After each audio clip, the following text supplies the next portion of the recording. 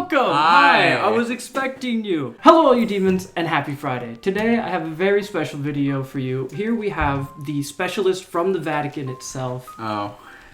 Yeah, sure. Hi. Hello. From the Vatican itself, Gabe. You are going to be teaching us about demons and demonology and everything there is to know about it. And how to possibly make deals and maybe even summon them. No. Are you sure? I don't have that knowledge. I haven't bought my first grimoire yet. Sorry guys, I thought that's not gonna happen. Okay. Jokes aside, this is all personal study. You know, I'm in no way, shape, or form actually studied this like for real with the teacher and stuff. This is just a book I bought on Amazon. Was like, hey, this is pretty nice, and I started reading it, and they're weird. All of them are really, really weird. All right, so first off, I got some questions, preliminary questions, if you will. You got it. Why do demons exist? Ooh, I think that varies depending on person and like what they believe in. From somebody who might be like agnostic, they could see it as just lore, like you know, something similar to like you know, Dark Souls, which is like a game that has like no real narrative, like cutscenes and stuff like that. Okay. But the story is insanely well thought out. Demons exist in so much different mythologies. And not even just mythologies, religions themselves, like the Muslim religion, Judaism, Christianity, even Christianity and Catholicism will have different things. So, just ballpark, you know, guesstimate, how many demons would you say there are? Ooh, it depending on the religion that you're looking at, stuff like that is different in every place. Like in I think it's the Islamic religion, like a lot of the demons are controlled by King Solomon. Okay. And what King Solomon was essentially just a dude that was granted a bunch of wisdom by God. And God was like, God gave it to him because when he gave Solomon the chance to ask for whatever he wanted, Solomon just wanted wisdom. So God was like, here's a fuck ton of wisdom. And also, dude, here's all the money you could ever want. Have fun. And then with his wisdom and his wealth, he spent his time learning how to conjure demons. And essentially this dude just built up a giant demon-like prison. So you're telling me if a person who is really wise just got a ton of money, the first thought they say is demons? Yeah, I guess. There's a lot I'm leaving out. Like, there's this whole thing where he gets turned away from God and him and God have a spat. Okay, so they beef. They beef. Okay. Or Allah, you know.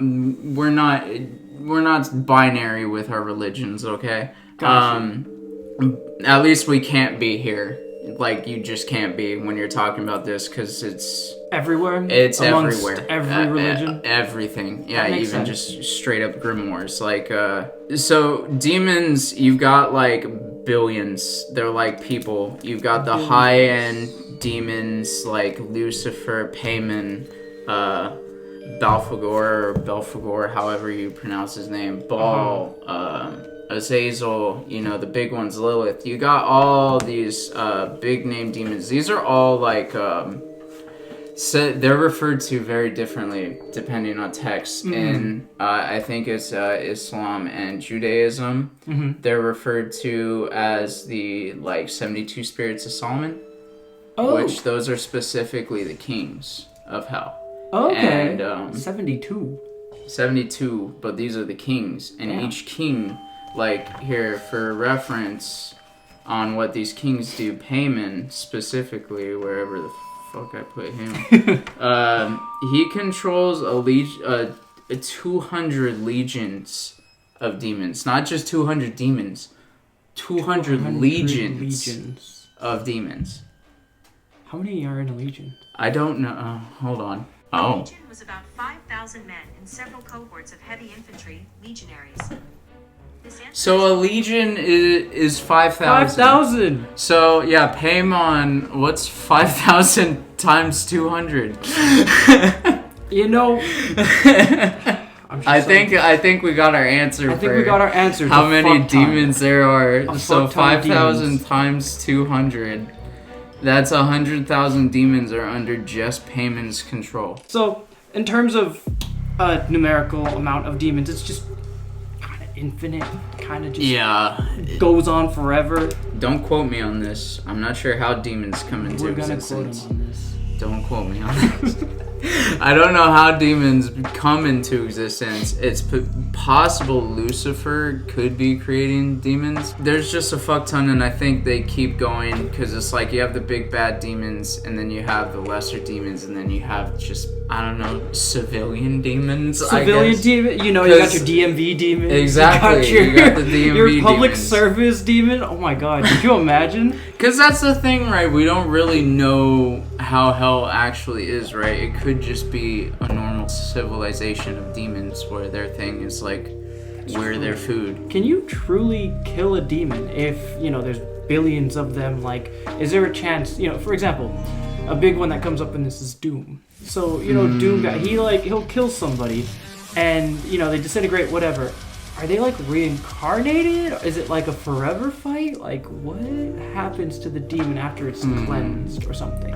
If we take that, it could be that demons need some sort of physical form to be materialized in our world.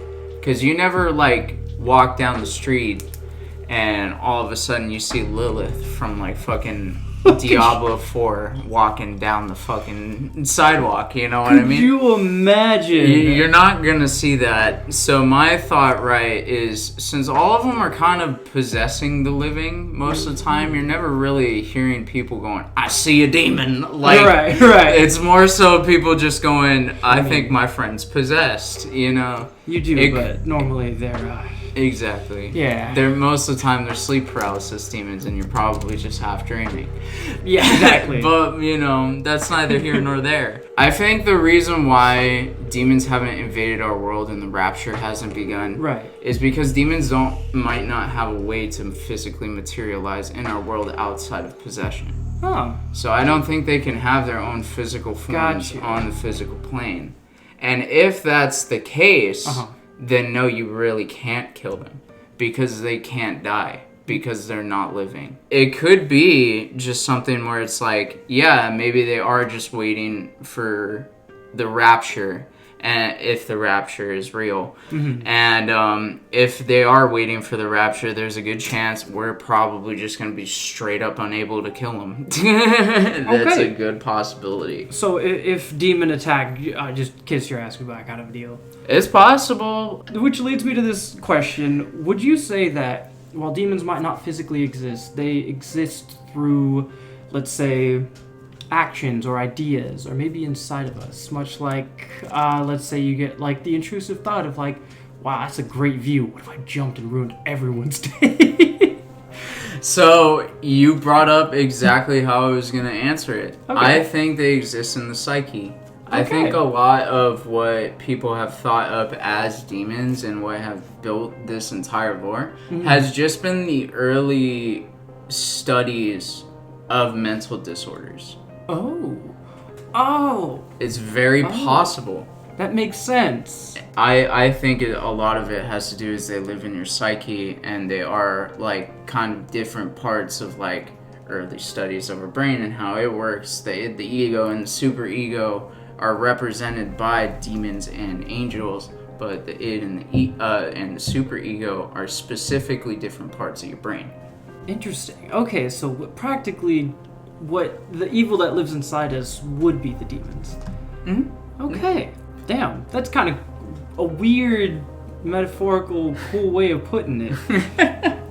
Okay, so I know that our viewers are probably dying and being like, where's the demons at? Talk about the demons. What about the demons? I know you want to hear names and you want to hear what they do.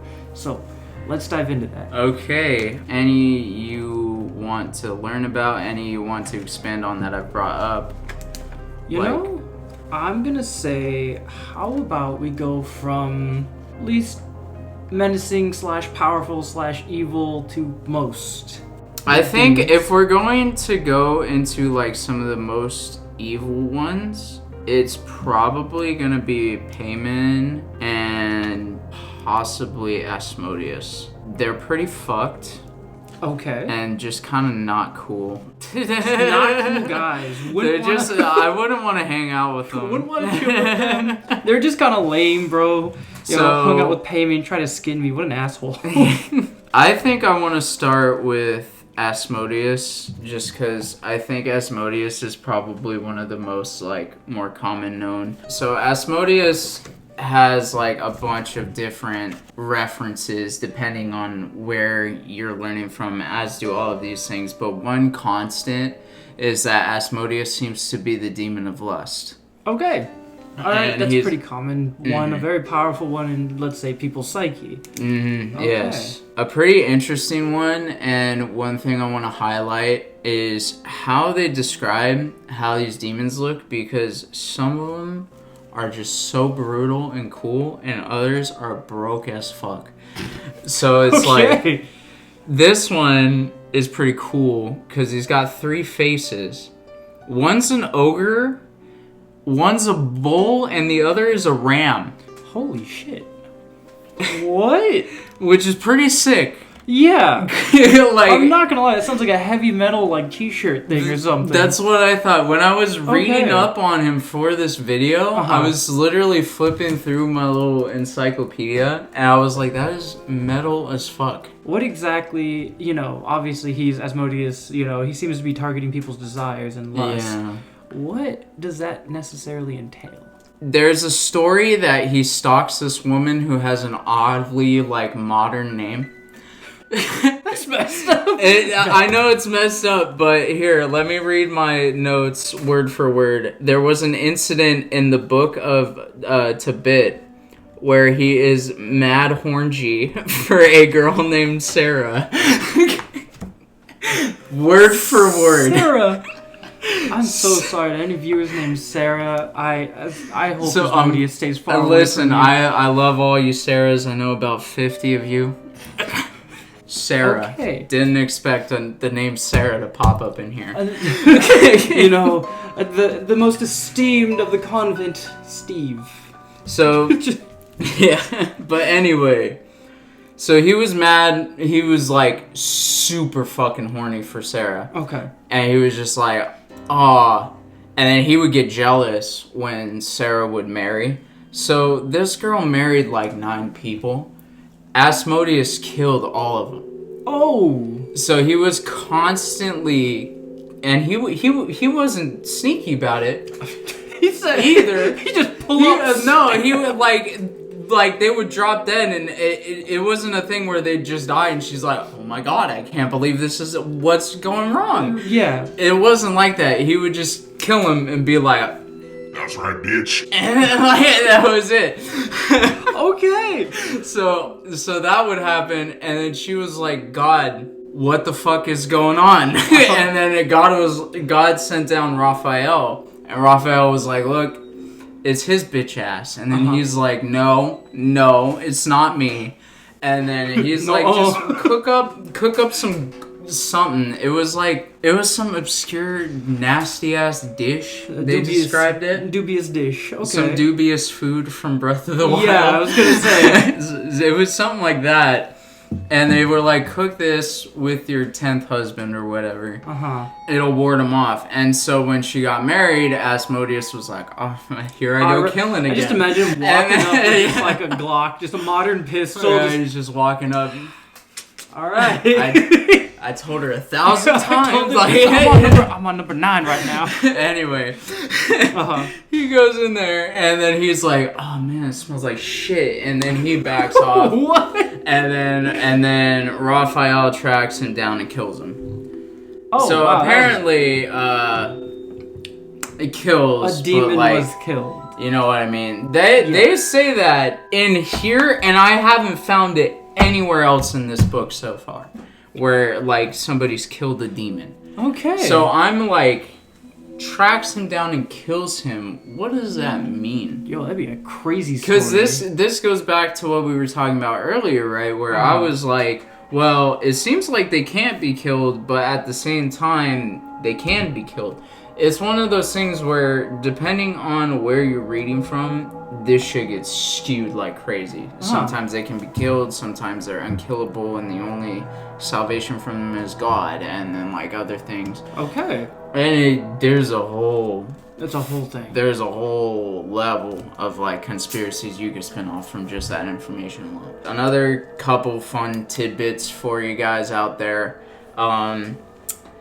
He's affiliated with Lilith quite a bit. And it's not stable, or at least like for sure definite on what his relationship to Lilith is. There's times where Lilith and him are husband and wife. There's times where they're just fucking casually. There's times where that Asmodeus is the son of Lilith and Adam. A lot of weird stuff. Like, got you. Okay. You know. Yeah. So, what's this payment guy about? What's his crazy details? Payment is very, very big deal. Okay. Very big deal. And I think I want to start off with one thing right off the bat. Okay.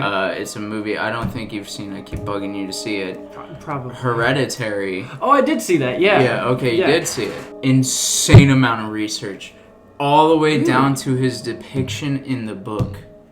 With him, like, riding the little camel with the instrument and everything. The only thing it was missing is that when Payment rides on his camel, he is surrounded by a procession of musicians. Oh, that's haunting. Yeah. He's actually a really big deal. He's the 9th of the 72 Spirits of Solomon. Okay. Which is pretty up there for 72. Say, top 10. Top okay. 10's a big deal. He was, in my own notes, in the angelic order of domination. Whatever the fuck that is. I was gonna say, that's a very explosive word. I don't know what that is. But it's one of the most brutal things I've ever heard in my life. The angelic order of domination. This was his description? I guess, before his fall. So this isn't a demon thing. That's a God thing. When it said he fell, Lucifer and Payman were supposed to be like this in God's eyes.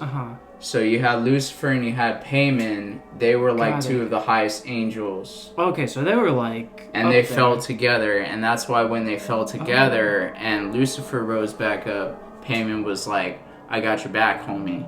And became like his undying, unwavering, like dedicated right-hand man. So what would you say Payman is associated with? So there's a couple things. Payman's one of the few demons who can possess a human with just his voice alone. So just him speaking to you is enough for him to possess you. Which is pretty scary. Yeah, I was gonna say. And insanely powerful. But you have to be a pretty big deal for Payman to want to deal with you. I think people like the president have to worry about Payman. I don't think we have to worry about Payman. I was thinking more like the Pope. And the Pope probably has to worry about Payman too. But he, like... The whole thing about demons is, like, the power they have is what you give them type of deal. So, you know, to him, Payman's nothing. But to us, it's like, when we read this shit, it's like, wow, that's a big deal. The second thing is he is very knowledgeable. He's essentially, you would contact Payman or get in contact with Payman for knowledge. That's why you would conjure him. So, like... Don't conjure him. Let me just say that right now. You don't want to conjure the number 2 to Lucifer. That's a really bad idea. Even if you don't believe in this stuff, just, you know, I'm naturally, like, I tend to be safe with things. I like safety. So, like, if you were trying to be, like, a famous YouTuber or, you know, trying to really blow up your channel, you just wouldn't...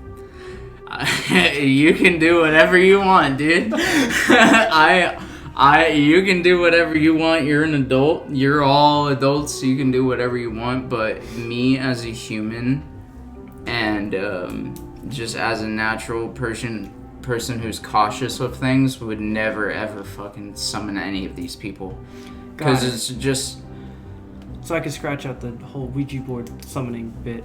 I mean, you could do whatever you want. Like video coming out part 2. We're gonna do it with Gabe. You want to do? If we're doing Ouija boards, I will do it with you, but we have to do it somewhere neutral zoned. I don't fuck with that. I don't fuck with it either. But if we're doing it for clout, I'll do it for clout, bro.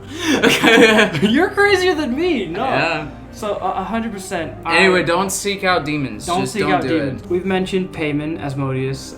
I feel like we got to get to a crowd favorite, Lilith. So I remember hearing about her story and just being absolutely astonished, and honestly, kind of get it. But I'll let you explain. I think what I'm gonna do is I'm just gonna read from my list, because I don't want to miss anything, because this story just gets really confusing. Lilith is known as a demon of the night. She looks for newborns to steal or strangle and men to seduce. She is known in many historical and religious texts, but I think she's pretty absent as far as Christianity goes, just because Christianity and Lilith kind of clash, because Lilith is believed to be Adam's first wife. Oh. Mm-hmm. Okay, let's get into that. When we talk wives, it's not like in the traditional sense, right? Like, this is weird. Okay, yeah, no. So what's the common theme I'm seeing here with demons, and angels, and stuff? They're just fucking weird. So the way they were is Lilith was conjoined to the back of Adam. But Adam was the most autonomous of the two. Okay. So Lilith wanted that equality. She wanted to be able to stand next to Adam, not just be attached to Adam or a part of Adam. She wanted to be equal to Adam, and God refused that equality. I'm just imagining like some weird Evil Dead conjoined twins sort of thing happening right now. I think of there's this video that Meat Canyon did when. Of course, Meat Canyon would cover a demon like with he doesn't cover demons specific. Yeah. I mean, it depends on your views of him. I don't think he's a demon, but when he made the video after Dream revealed his face on YouTube, he has that video that Meat Canyon made where Dream had like a little fucking homunculus attached to the back of his head. I'll put up like a clip or something from there. But Lilith was just kind of that, and Adam was Dream. Adam was Dream. So Lilith was like, God, this sucks ass. Can I please just have body? Quite like literally, God, this fucking sucks. And God was like, no. And usually when God says no to somebody, it's like to test his faith and stuff like that. If that's how it works, Lilith didn't want to play the fucking game. She was like, I don't want to play your fucking game, God. So she dipped. She's like, fuck this broke ass man. So she just tears herself? She like, literally, I think it describes it in here. I didn't want to copy it word for word because I didn't want to say it word for word here. Yeah, I get you. I think it describes in the reference book that she like tears herself from Adam. Oh, shit. So she like tears herself off from Adam. And the thing is this is all Garden of Eden days. So as like gut-wrenchingly brutal as that sounds to us, to them they didn't feel pain. And they didn't understand pain. They didn't understand like mutilation and blood and what any pain receptors. They didn't have any of that because Eden was a paradise. Yeah. So for that, it was just like Lilith was like, I'm not getting my independence. Yeet. And then Adam was just like, hey, do you want to eat this fucking like guava fruit up here? And then he was just like, oh shit, dude. And then he went, oh fuck, dude. God's gonna be pissed. Okay, so we have missing Lilith now that she's torn herself off, and Adam was just fucking, I don't know, eating berries or some shit, doing something. Well, Adam went, oh shit, and he's like, hey God, and God's like, yeah, what's up, my guy? And then he's just like, Dude, she fucking dipped, bro. She just was not feeling it. And it was like, huh? Dad, she left? And then he was like, yeah. And he was like, fuck, man, what do I do now? They went, essentially 3 demons went to Lilith and they were like, hey, you gotta come back to Adam. And if you don't go back to Adam, we're pretty much just gonna kill 100 of your demon babies every day, all the time until you go back. And dang. She was like, "All right, no, cause fuck you." Right. And they were like, "All right," so they carried out the punishment. Her revenge, right, is she takes the shit out on men and children. Okay. And women in childbirth. Damn. She said, fuck them kids. I found a little possession called the Darling Possession. I want to do a deeper dive on this. Basically, a kid with the last name Darling was suspected of being possessed because, and I quote, a gypsy farted on him. Oh.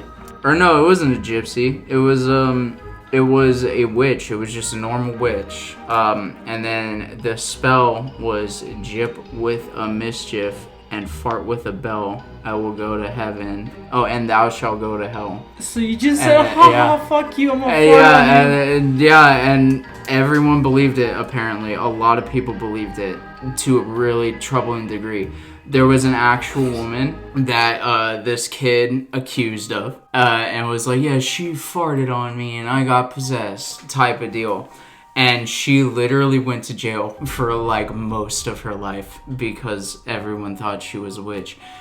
Thankfully, she didn't get immediately murdered. I imagine this was around the 1700s when this was just rampant. Yeah, but there is a positive. No, I will kind of spill the beans on what happened to Darling. Towards the end of his life, he was basically just whipped. Damn, you get farted on and get rap battled to death. You get rap battled. You get farted on and then get rap battled. And then you get possessed by the devil. But yeah, that's the world of demons. It is just weird and strange.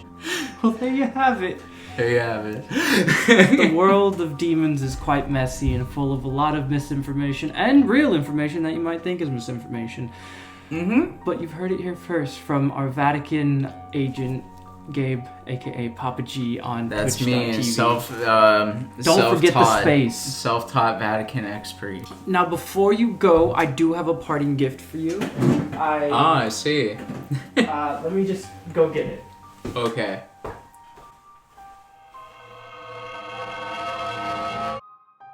You get your very own white elephant key